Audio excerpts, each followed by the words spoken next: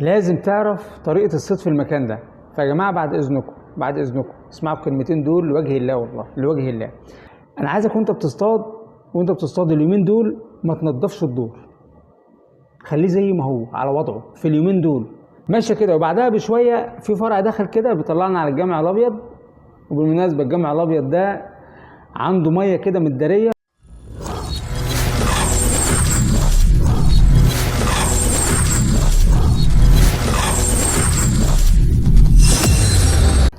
السلام عليكم ورحمة الله وبركاته.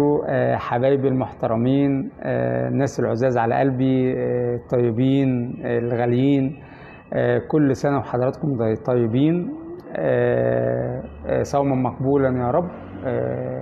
ويا رب دايما ربنا يجازيكم كل خير، ويتقبل منكم كل الأعمال الصالحة يا رب. عيد سعيد على الجميع، يا رب يكون أيامنا كلها أعياد يا رب. وان شاء الله رب العالمين دايما متجمعين في الخير ودايما متجمعين مع بعض. وانتوا وحشتوني جدا والله، معلش بتاخر عليكم، بس انا ببقى حابب ان انا اكون موجود في الوقت المناسب. يعني مش موضوع فيديوهات وخلاص، انتوا عارفين يا جماعه انا والله يعني مش يعني موضوع القناه ده انا يعني بعمل فيديوهات وكده وكلام من ده، لكن مش الهدف منها القناه قوي. يعني انا هطلع اعمل فيديو هقول فيه معلومه تفيد، هبقى انا مرضي وانتوا هتبقوا مرضيين والدنيا هتبقى ماشيه. مش موضوع فيديوهات عمال على بطال وتكرار وكلام من ده، لا لا لا، مش حابب الكلام ده والله يا جماعه. فاكيد انتوا فاهمين حاجه زي كده، وانا والله يعني المهم عندي ان انتوا تستفادوا، والدعوه اللي انا باخدها منكم ديت والله العظيم بالدنيا وما فيها، هي دي اللي ستراني وانا ماشي، هي ستراني في شغلي، ستراني انا وولادي. الدعوه دي عندي احسن من اي حاجه في الدنيا والله يا جماعه. لو موضوع قناه بقى ومش عارف ايه وكلام من ده، لا هنزل لكم كل يوم فيديوهين، طب والفايده ايه؟ فعشان كده انا سامحوني على التاخير. انا بظهر في الوقت اللي هو انتوا تستحقوا ان انا اظهر فيه، او ان انا اقول لكم فيه معلومه فيه.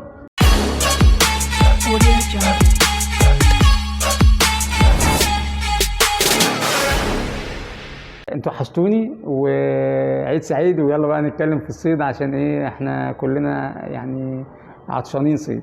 بصوا يا جماعه، انا هكلمكم كده اخ ليكم كلكم. انا مش حابب ان انت تبقى داخل بقلبك جامد كده خلاص. ليه بقى؟ لان مش كل الناس هتقدر تستحمل بهدله الطريق، مش كل الناس تبقى تستحمل بهدله الجو. فانا عايزك تطلع تصطاد لو حابب تطلع، مش عشان تجيب سمك، لا غير جو، تاخد جو الصيد. هتشوف ناس كتير كأنك في مصيف زي السنة اللي فاتت، كانت حاجة عالمية يعني. تمام، هتعرف على ناس كتير، جو الطريق والدنيا، بس ما حدش يزهق من السكة وحشة، الرحلة وحشة، الكلام ده كله. وما تكلفش نفسك قوي وشنطتك بقى تملاها على الاخر وحاجات من دي، لا خليك كده يا واش. انا بقول لك والله العظيم اخوية، يعني انا مش حابب ان انا ازين لك الموضوع بالشكل اللي هو بعد كده يحبطك. الايام جايه كتير والخير جاي كتير، والسنه اللي فاتت الحمد لله رب العالمين ناس اتراضت كتير، وكل الاماكن اللي انا اتكلمت عليها الناس اتبسطت منها وعرفتها، والناس بقى عندها خبره، وناس عرفت اماكن من الاماكن اللي انا وصفتها، عرفت اماكن تانية. وان شاء الله السنه دي والله يا جماعه باذن الله لو انا من اهل الدنيا هقول لكم على اماكن جديده خالص، في نفس المناطق، يعني مناطق مزارع، بس مراوي جديده خالص وكلها جميله جدا جدا جدا فوق ما تتخيلوا. انا قلت قبل كده في فيديوهين ونوهت عن الموضوع ده، فالناس منتظره ان انا اوصف صح. طيب انا عندي اماكن جوه المزارع من جوه خالص من ورا، وطريقها وحش، اوصفها لك دلوقتي يرضي ربنا؟ ده ما ينفعش. تمام، انا بقول لك الخطه اللي انا هعملها لك ايه، الوضع اللي انا هقول لك عليه ايه، والموسم جاي كتير وانا ما بخلش على حد بحاجه. وانا وصفت لك حوالي 24 ميه او 25 ميه، وكلهم ميات في الجون، وفيهم ميات زيهم وعدد اكتر منهم مش في الجون بقى، ده كل حاجه يعني، انت فاهميني. فانا والله ما هداري عليكم اي حاجه، وانتوا عارفين ما بخلش عليكم بحاجه. فانت اطلع على الهادي كده، عده خفيفه، اهم حاجه بلاش الغمازات الكبيره، بلاش الوشاش الطويله، تمام. والعيدان التقيله دي ال5 متر وال4 متر دي مش هتنفع في المزارع يا جماعه خالص. وانا هكلمك كده، انا هقول لك هنعمل ايه في الايام اللي جايه دي كلها. انا هعمل لكم فيديو مخصوص يدخلكم ضمره من منطقه تانية غير منطقه الاسرائيلي من بره. تمام، انا كنت عملته قبل كده، ممكن احط لك اللينك بتاعه، ممكن اوصفه لك تاني. المهم ان انت تتابع معايا اليومين دول علشان انا هدخلك الاماكن دي. كمان تخلوا بالكم كمان ان الطرق دي هنستخدمها بعد كده في الاماكن الجديده اللي انا هوصفها لكم. خلاص يا جماعه.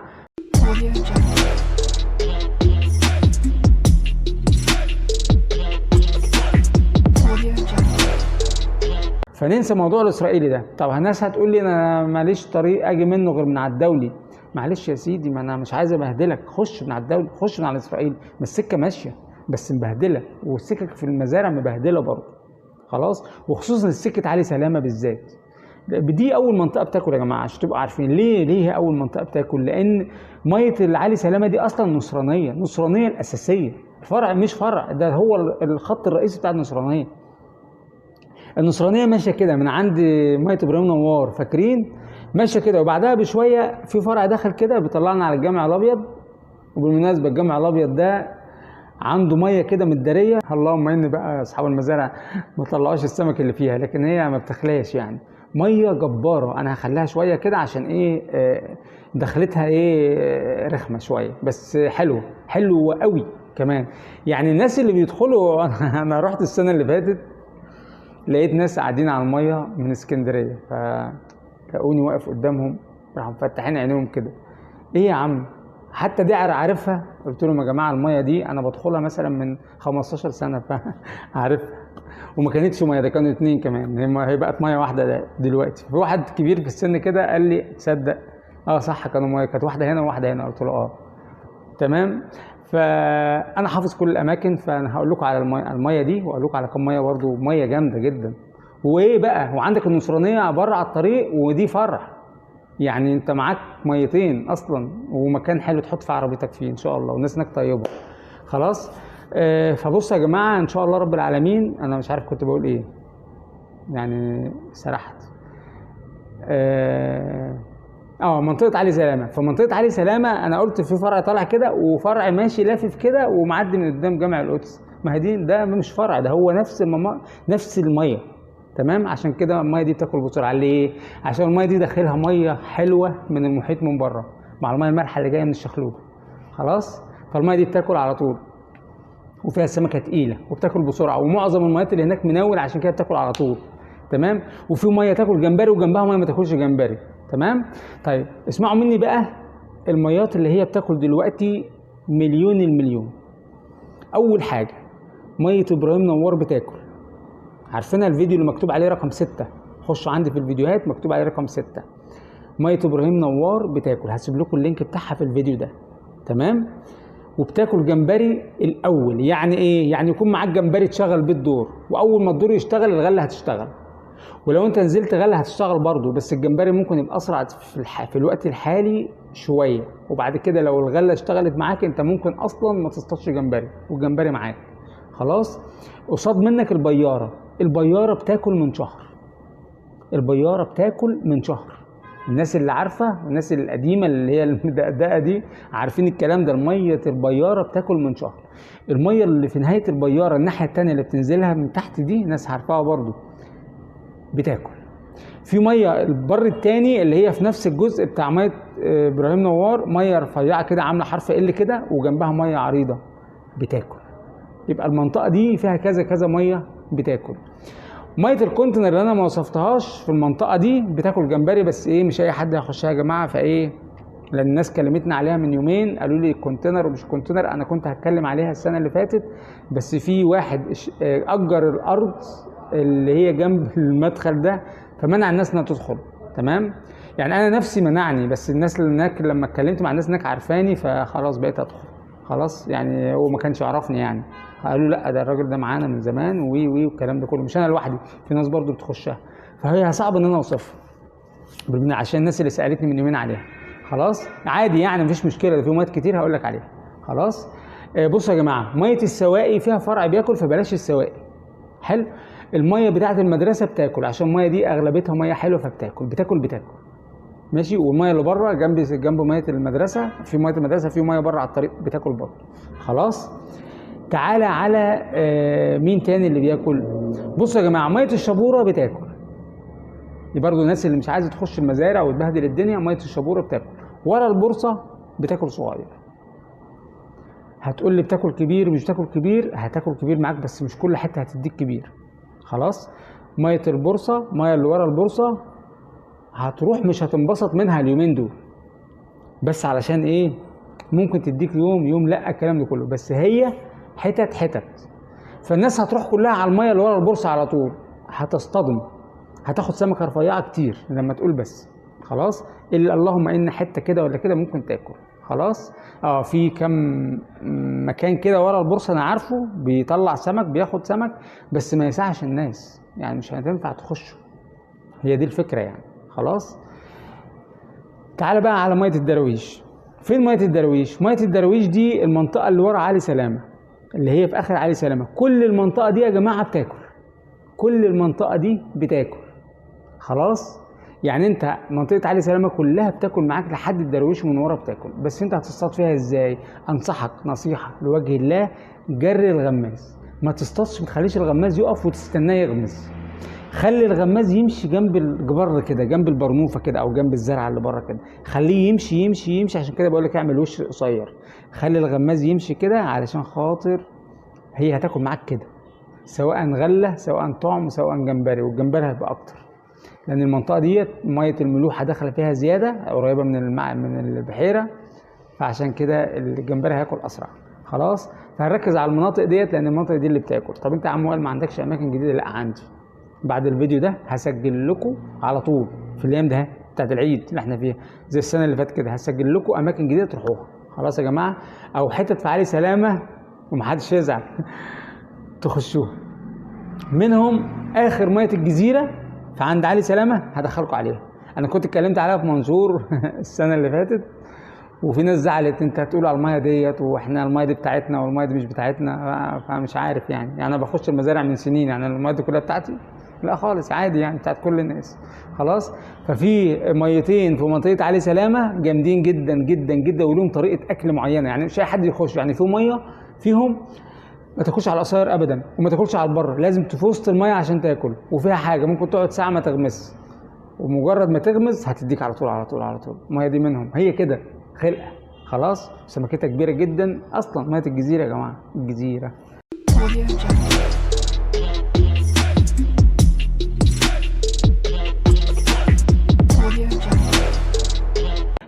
العلفه يا جماعه اللي احنا هنصطاد بيها ما تعلفش كتير في الدور، حاجه بسيطه خالص، سمك اصلا لسه يواش يعني. خلاص؟ كمان الغله اللي انت هتصطاد بيها تكون غله مهريه مفتحه، ما بلاش الغله الناشفه. اللي عايز يبل اللي عايز يعملها بالطريقه اللي انا بتكلم عليها اوكي، مفيش مشكله، بس تكون طريه تماما يا جماعه، وما ترميش كتير. انا عايزك وانت بتصطاد اليومين دول ما تنضفش الدور، خليه زي ما هو على وضعه في اليومين دول، خليها على وضعه بعفشه بحالته بماله وكده، وانزل واشبك وكل حاجه واطلع، بس خلي كل حاجه زي ما هي، ما تنضفش الادوار، بس ما ترميش علفه كتير، او ما ترميش الغله او العلف او اي حاجه هترميها في الدور كتير. خلاص؟ ما تخليش الدور يتغير في اي حاجه اليومين دول. انزل اصطاد على وضعه، شوفوا كده شكله حلو. بص بقى الدور فيه هنا حوشه من الناحيه اليمين بيشبك، لا اصطاد شمال، لا جوه شويه، لا بره شويه، اقصر، اعمل، اخلي، المهم ما تغيرش اي حاجه في ملامح الدور، اللهم ان من بره بس عشان ايه؟ تعرف تضرب وخلاص. انما جوه الميه اوعى تعمل حاجه في الدور خالص. اسمع كلامي علشان تاخد سمك. بعد كده في الايام اللي جايه اوعى تنزل على دور الا وتنضفه، لازم. السمكه هتبقى متحركه بقى والدنيا هتبقى تمام. حلو كده؟ السمكه بدات تتحرك لكن انا عايزك انت اللي تروح لها. هقول لك دلوقتي تروح لها ازاي. في الايام اللي جايه يا جماعه، انتوا عارفين المساحه اللي احنا بنمسح بيها البلاط، لا مؤاخذه يعني، معلش. اعمل شبهها كده بس جرفها بقى، يعني حاجه مضلعه كده طويله 10 سم 8 سم 7 سم، المهم ليها سمك كده، تمام، وطويله كده مثلا 30 40 سم ولا حاجه، واعمل لها اي بدماغك، اعملها باي طريقه، تروح لواحد حداد يعملها لك، تعملها خشب، تعملها من اي حاجه بدماغك كده وخلاص. ثبتها باي تثبيت، حتى الماسوره اعمل حاجات تخش في بعضها، او حتت تتركب في بعضها. المهم انا مش عايز اعقد لك الامور، لازم الدور يتمسح، لازم الدور يتمسح بعد كده، مش اليومين دول، الدور يتمسح تماما. عشان السنه اللي فاتت ناس تعبت كتير قوي في الصيد واتبهدلت.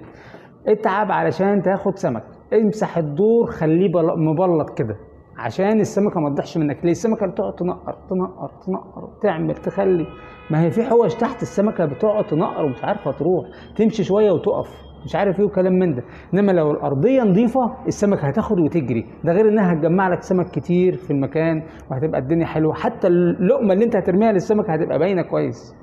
خلاص؟ بس اوعى تعمل كده دلوقتي، دلوقتي انزل على الوضع اللي انت شايفه. حاجه كمان، اصطاد في ميه ماشيه. يعني انت هتصطاد دلوقتي، اغلبيه الناس اللي هتصطاد جمبري وطعم وهتاخد معاك الغله والعجين، بس اصطاد في ميه ماشيه. ضروري ضروري اليومين دول تصطاد في ميه ماشيه وجنب الجرفه، مش تنزل لي في نص الميه وتقول لي همشي، لا. الا اذا بقى الميه ضيقه قوي والكلام من ده مفيش مشكله، المهم تمشي لي جنب الجرفه، جنب بيقولوا عليها برنوفه، الزرع اللي في الجناب ده. انزل جنب الجرفه كده وخلي الغماز يسرح، سرح الغماز كده على الهادي كده، خليه يمشي واحده واحده سرنسيه، مفيش مشكله، حتى لو انتوا كتير في المكان. اليومين دول السمك هتاكل كده، والله العظيم هتاكل كده، مش هتاكل توقفها كده في الدور وتستنى تروح. هيحصل في اماكن كتير، لكن الاغلبيه عايزه المشي، المشي افضل.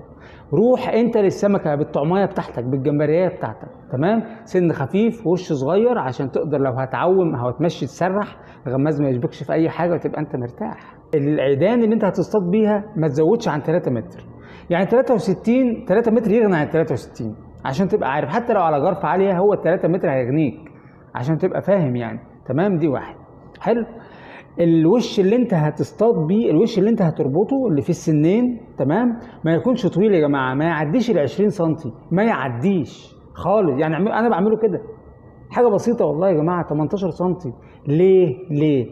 الميات دلوقتي فيها حوش وربوس كمان، اللي هو الغاب طالع دلوقتي من الشتاء وكده وزرع زياده، فالدنيا بايظه.